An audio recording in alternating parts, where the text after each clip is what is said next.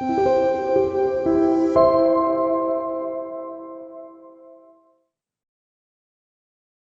오늘부터는 회귀 분석에 대해서 설명을 하겠습니다.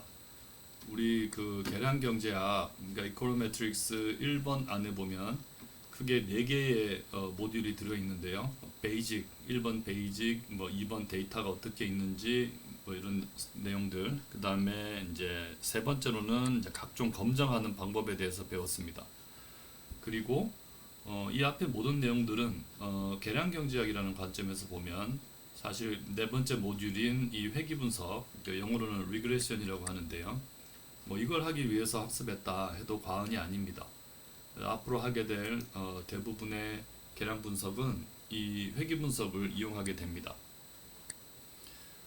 회귀 분석은 그 내용을 좀 깊게 들어가기 전에 그 어떤 데이터를 가지고 회귀 분석을 하느냐에 따라서, 사실 회귀 분석 아니라 뭐 다른 계량 분석도 다 마찬가지인데요.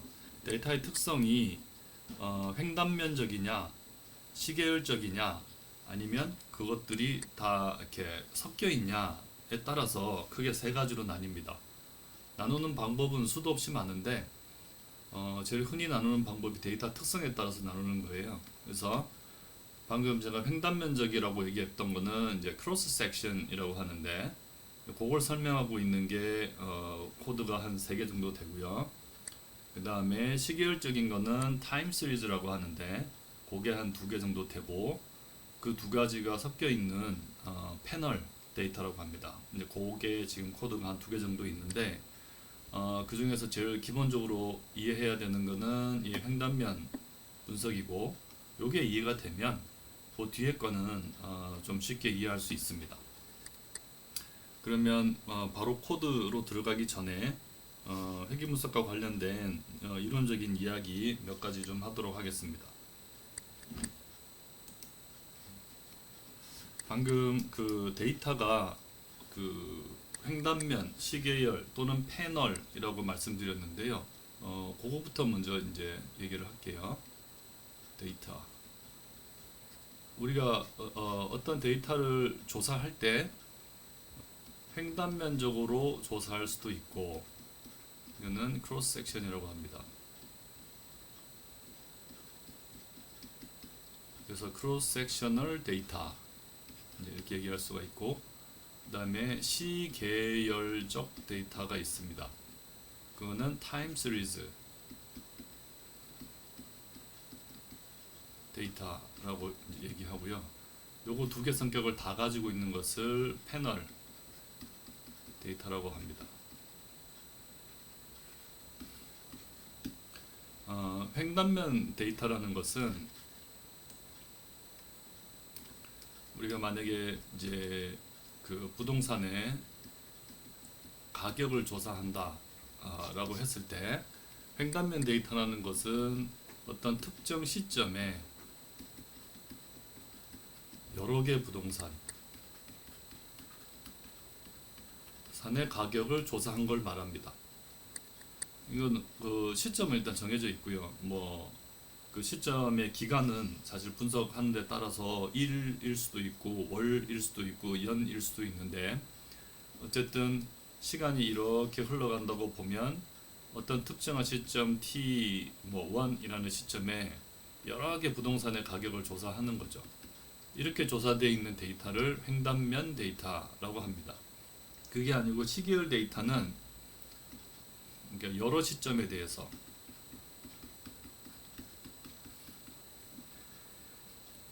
이제 여러 시점에 대해서 가격을 이제 조사를 하는데, 우리가 실제로 뭐 GDP도 그렇고 물가도 그렇고 여러 시점에 걸쳐서 조사된 그 데이터들은 대부분 어떤 그 집계된 하나의 데이터, 그러니까 집계된 한 줄의 데이터 성격을 많이 가지고 있습니다. 무슨 말이냐면 GDP도 그렇고 또는 뭐 소비자 물가지수 같은 CPI도 그렇고 보면은 이게 데이터가 이렇게 생겼죠. 시간에 따라서. 그래서 이 GDP나 CPI 같은 것들을 자세히 들여다보면 이 안에 많은 것에 그 부가가치가 들어있고, CPI 안에는 많은 것의 가격이 들어있죠. 그걸 적정한 방법으로 잘 집계해서 지수화시킨 데이터가 많습니다. 그게 이런 게 주로 이제 시계열 데이터입니다.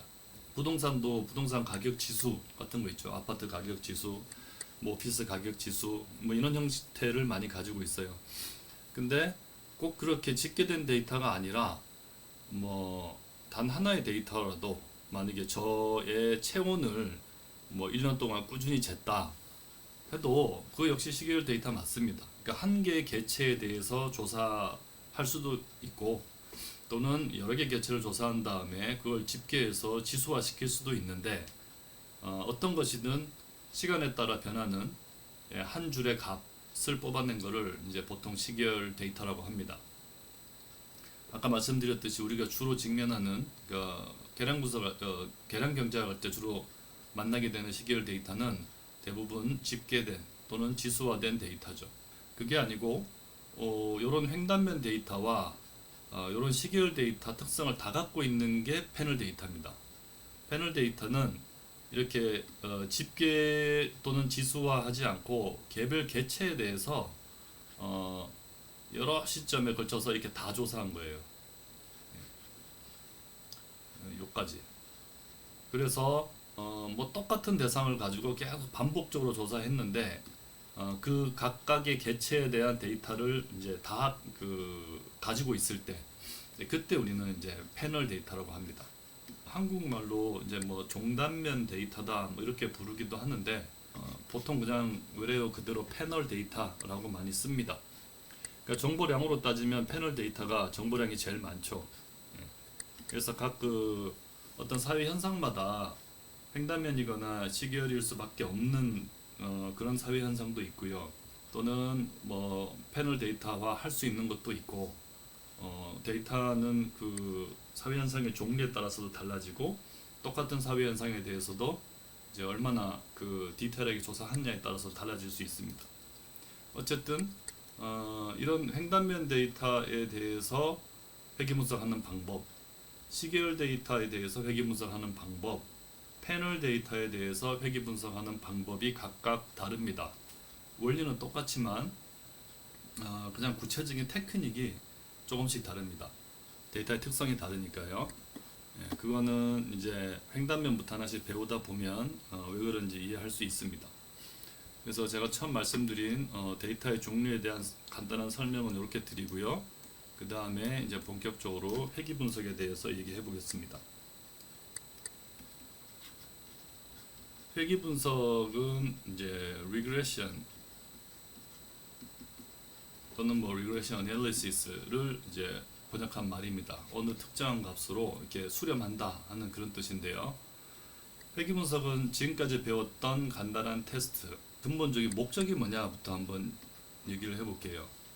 그러니까 앞에서 배웠던 여러 가지 테스트, 특히 t-테스트나 chi-square 테스트 같이 간단한 검정 말고 뭐 상관 분석이나 분산 분석과 같이 이제 모형이 개입될 수 있는 그런 분석을 포함해서도 앞에서 봤던 것들은 두 변수 사이에 상관성이 있나 또는 두 변수가 뭐 서 연관이 있나 또는 독립적인가 상관성, 독립성 뭐 이런 것들을 검증하는 거였어요.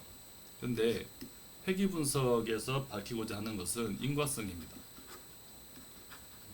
causality. 앞에서 배웠던 다른 검증 방법으로는 인과성을 검증할 수 없습니다. 그냥 두 변수가 관계가 있나 없나 그래서 하나가 커지면 나머지가 커지나 이거지 그 중에 어느 하나가 원인이고 다른 하나가 결과인지에 대해서 가정하지 않습니다. 독립성도 마찬가지고요. 그래서 correlation analysis나 뭐 ANOVA나 analysis of variance나 요게 이제 차이를 검증하는 건데 어떻게 보면은 이제 독립성하고도 좀 연관되어 있는 개념이죠. 뭐 이런 것들과 달리 이제 회귀 분석은 이제 인과성을 봅니다. 인과성을 본다는 것은 무언가는 원인이고 이것이 어떤 결과에 영향을 미친다 하는 것을 밝히는 거죠. 인과성은.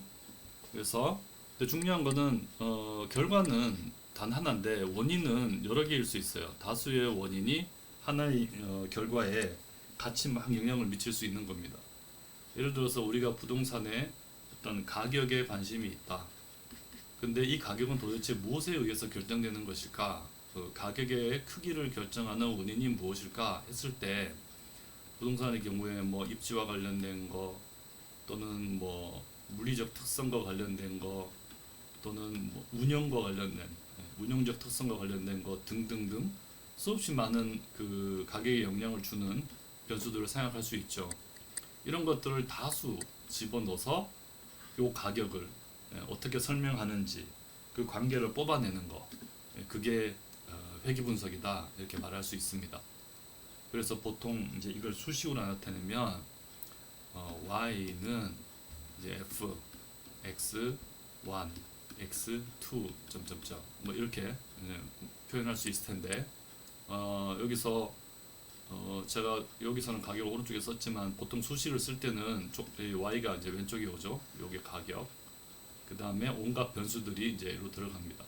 그래서 그것을 어떤 함수 관계로 수학으로 말하자면 이제 함수 관계로 나타내는 거죠. 함수식으로. 근데 이렇게 나타낸 이 관계를 찾아내는 거. 그래서 그 관계의 핵심은 이 각각의 변수들이 x1, x2라는 여러 변수들이 실제로 y에 영향을 미치느냐, 그 인과관계가 있는지 여부, 인과관계의 여부를 따지는 게 제일 기본적인 거고, 두 번째는 그 인과관계가 있다면 그 인과관계의 크기 또는 뭐 영향 이런 게 얼마나 되는지 그걸 따지는 게 이제 두 번째 관심이죠. 그래서 방금 말씀드렸듯이 여러 x들 그리고 하나인 y 사이에서 우리는 함수 관계를 가정하는데 이 함수라는 게 온갖 형태들이 많이 있잖아요. 근데 그 중에 이제 가장 단순한 함수는 선형입니다. 선형 함수입니다. 그래서 그걸 수식으로 나타내 보면 y는 우리 옛날 그 직선의 방정식 했던 것처럼 상수가 하나 있고 그 다음에 베타 1에다가 x1 더하기 베타 2에다가 x2 이런 식으로 해서 베타 k에다가 xk까지 이렇게 수식을 나타낼 수 있겠죠. 이렇게 y라는 변수가 이 x1, x2, xk에 이르기까지 다 1차식이잖아요. 그 1차식을 더하기로 다 묶은 것을 선형결합이라고 합니다. 선형결합, 그러니까 리니어 한 거죠. 이런 리니어한 형태로 수식을 이제 구성할 때 이 함수를 리니어한 형태로 구성한 이런 그 회귀 분석 가장 간단한 모형이죠. 이것을 선형회귀라고 합니다. 그래서 뭐 여러분들이 선형회귀라는 말은 이제 많이 들어보셨을 거예요. 근데 그게 이제 뭐냐면 별게 아니고 y와 x들의 관계는 어떤 하나의 함수의 형태로 나타낼 수 있는데 그 함수 중에서 뭐 로그 함수도 있고 지수 함수도 있고 뭐 다항 함수도 그 고차 함수도 있고 여러 가지 있는데 그 중에서 가장 단순한 이제 1차식의 선형 함수로 식을 나타낸 것을 이제 선형회귀라고 한다.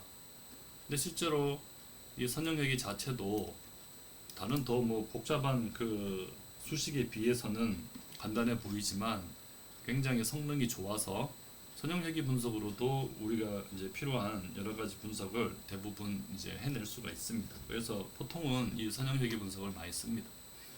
그래서 앞에서 회귀 분석의 제일 그 첫 번째 특징은 도대체 뭘 하자는 거냐, 목적에 대해서 말씀을 드렸는데 그걸 설명하면서 이 인과성이 수식으로 어떻게 구성되어 있나 하는 것을 말씀드리면서 자연스럽게 두 번째 특성이 소개됐습니다. 뭐 그게 뭐냐면은 모형입니다. 이렇게 어떤 함수 관계로 사회 현상을 나타내는 것 이 자체를 모형이라고 합니다.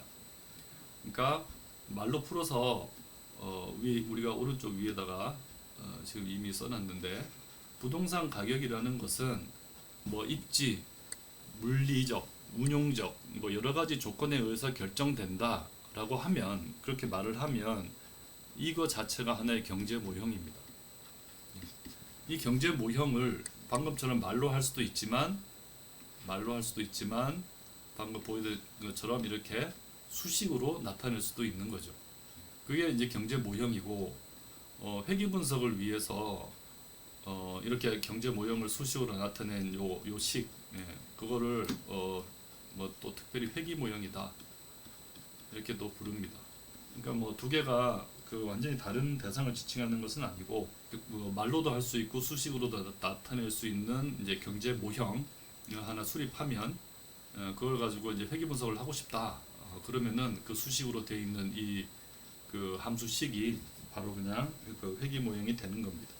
이때 우리가 이제 용어를 몇 개 보고 할 건데요. 이 y 결과가 되는 이 변수, y라는 저 변수를 우리는 반응 변수, 그러니까 response variable이고, variable 또는 종속 변수, 그래서 dependent variable 이라고 부르고요. 여기 x, 이 반응 변수나 종속 변수를 결정하는 그 원인이 되는 저 변수들을 설명 변수, explanatory variable,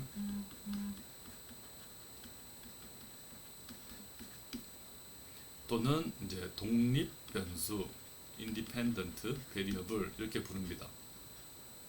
그러니까 요거가 각각 쌍이에요.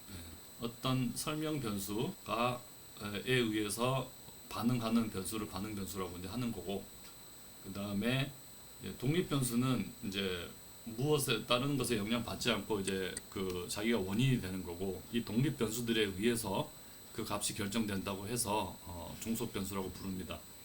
그래서 뭐 반응 변수, 종속 변수, 설명 변수, 독립 변수, 이게 각쌍으로 이제 반대말이고요. 그리고 이제 우리가 진짜 알고 싶은 거는 요것들이에요. 그러니까 y, 가격이라는 y, 그 다음에 뭐 입지적 특성, 지하철서부터 떨어진 거리, 그 다음에 뭐 몇 평이냐, 규모, 그 다음에 이게 지금 그 운영과 관련된 뭐 직접 운영하냐 아니면은 뭐 전문적인 운영 기관을 통해서 이제 운영하냐 뭐 등등 여러 가지 이 특징들이 부동산의 가격에 영향을 미치는데, 과연 그 영향이 있나 없나 하는 거는 요 앞에 붙어 있는 이 베타들에 의해서 알 수 있습니다. 그러니까 간단한 수식에서 보듯이 베타 1이 0이면 x1은 아무 의미 없는 거죠. 그렇죠? 그런 식으로 요 값들을 계산해 내서 우리가 이 수식을 완성하고 그걸로 이제 인과관계를 설명하는 건데요. 이때 요 베타 값들을 우리는 계수라고 합니다. 그러니까 설명 변수 앞에 붙어 있는 저 숫자를 coefficient 라고 부르고요. 요 베타 제로, 요거는 이제 지금 설명 변수가 붙어 있지 않잖아요. 그러니까 우리 옛날 직선의 방정식 옛날 배울 때도 보면은 이게 x고 이게 y인데 직선이 이제 만약에 이렇게 생겼다. 그러면은 y 절편이 뭐 그냥 a고 기울기가 b다. 그러면은 y는 a 더하기 bx 이렇게 그 직선의 방정식 배운 거 기억나실 거예요. 그때 이 베타에 해당하는 게 계수고요. 요 알파는 이제 y의 절편이 되는 거죠. 그거에 해당하는 게 요겁니다. 요거를 회귀 분석에서는 상수항이라고 부릅니다. 저 값은 그냥 변수인 x가 붙어 있지 않다고 해서 상수항, constant라고 합니다. 그래서 뭐 논문이나 뭐 이런 데서는 이런 용어들을 많이 쓰기 때문에 용어 자체도 여러분들이 잘 그 익숙하게 암기를 해 놓으셔야 됩니다. 그리고 이제 이렇게 모형이 구성되는데요. 저 모형이 구성되면 그 다음에 이제 어떤 작업을 하느냐가 이제 중요하겠죠. 작업을 하는 것도 단계가 앞에서 봤던 단순한 검정하고는 좀 다릅니다. 그러니까 기무갓을 세워서 어떤 통계량을 계산하고 그 통계량의 분포, 즉 확률 밀도 함수를 이용해서 유의성을 검증하고 하는 게 이제 지금까지 배웠던 건데, 여기서 회귀 분석에서 하는 작업은 그거보다 좀 더 포괄적입니다. 첫 번째는 개수를 추정합니다. 이게 베타를 계산하는 거죠. 여러 개의 베타, 지금 베타 1부터 베타 K까지 있고 여기다가 제로가 하나 더 있으니까 K 더하기 1개잖아요. K 더하기 1개의 베타를 계산해내는 거죠. 그게 이제 제일 먼저 할 일이고, 개수를 이제 추정하고요. 그러면은 이게 이제 지금 베타라고 써놨지만 다 숫자가 돼서 하나의 수식이 딱 될 겁니다. 그런 다음에 모형 전체에 대해서 모형의 적합성을 이제 측정합니다. 이건 검증한다기보다는 적합성이 얼마나 되는지를 그냥 보는 건데요. 요거는 달리 말해서 설명력이라고도 합니다. 뒤에서 자세히 설명드릴게요. 이게 이제 모형의 성능이죠. 저 모형이 실제 데이터에 얼마나 잘 적합하느냐. 그것은 저 모형이 실제 데이터에 대한 설명력이 도대체 몇 퍼센트나 되나. 실제로 이게 퍼센트 단위로 설명력이 70%야, 15%야, 뭐 이런 식의 측정을 합니다. 그러니까 계속 값만 안다고 끝이 아니고 일단 모형 전체가 적합한지를 좀 보고, 그 다음에 또 모형 전체가 유의한지 유의성을 검증합니다. 모형의 유의성을 검증한다는 것은 이 식 자체가 지금 의미 있는 식인가, 저 베타들이 다 0이 아닌가, 뭐 이런 거를 보는 거예요.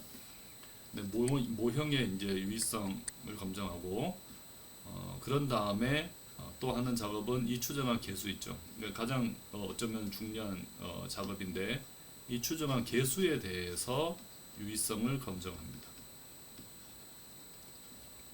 그래서 요거하고 요거는 말 그대로 검증입니다. 얘는 적합성, 이거는 검증이라기보다는 그냥 설명력을, 여러분들 뭐 R 스퀘어 이런 거 말 들어보셨을 건데, 이건 그냥 계산해서 보는 거고요. 저 자체가 유의하다 아니다 이런 얘기는 하지 않습니다. 근데 이 모형이 전체적으로 유의한가 하는 것은 이제 검증을 합니다. 그때 사용하는 게 F 값입니다. F 검증을 하고요. 그 다음에 개별 개수 값이 하나하나 베타 1은 베타 1대로, 베타 2는 베타 2대로 각각 유의한가 하는 것을 검증합니다. 요거는 T 검증을 합니다. 그러니까 우리가 지금까지 배웠던 이제 검증들이 이 안에서 이제 여러 번 막 쓰이죠. 요렇게 해서 모형 전체가 적합성이 높고 또는 설명력이 크고, 그리고 모형이 전체적으로 유의하면서 유의성 있는 개수들로 회귀 모형을 잘 구성을 하면 우리는 이 Y라는, 그러니까 아까 들었던 사례로 치면은 가격이라는, 부동산의 가격이라는 어떤 현상을 설명하기 위한 경제 모형을 하나 가지게 된 거죠. 그래서 이 베타가 다 숫자로 돼 있다. 그러면은 X 자리에다가 각 특성의 값을 집어넣으면 그런 정도의, 예를 들어서 뭐 지하철에서 5분 떨어져 있고 30평형대고 뭐 방이 3개고 뭐 이런 거면 도대체 가격이 얼마 정도 하는 게 적당할까 하는 그 값이 우리가 계산해낼 수 있는 거죠. 그런 게 이제 회귀 분석을 통해서 우리가 하는 겁니다. 그래서 앞에서 배웠던 여러 가지 검증들이 다양하게 활용이 되는데요.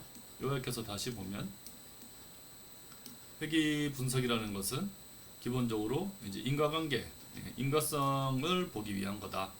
앞에서 했던 다른 이제 통계적 뭐 기법마다 다 자기 목적이 있는데, 회귀 분석의 목적은 인과성이다. 그러니까 원인과 결과가 있고 원인이 되는 변수들이 결과가 되는 변수에 어느 정도 영향을 주는가 하는 걸 밝히는 게 회귀 분석이다. 두 번째는 간단한 테스트와 달리 얘는 어떤 경제 모형을 구성해서 분석한다. 그러니까 모형이 본격적으로 이제 개입되는 거죠. 그 다음에 저 모형 가지고 회귀 분석은 무슨 작업을 하냐? 그냥 뭐 어떤 통계량 계산해서 그것의 그 유의성을 한번 딱 검증하면은 그냥 끝나는 게 아니고, 회귀 분석에서는 하는 작업이 여러 단계다. 아까 모형을 구성했으니까 그 모형의 개수를 추정하고, 그 모형 전체의 적합성과 유의성을 적합성을 계산하고 유의성을 검증하고, 그리고 각각 개수의 유의성도 검증하고, 이런 일들을 합니다. 그 안에서 우리가 배웠던 여러 가지 이제 테스트들이 이제 나오는 거죠.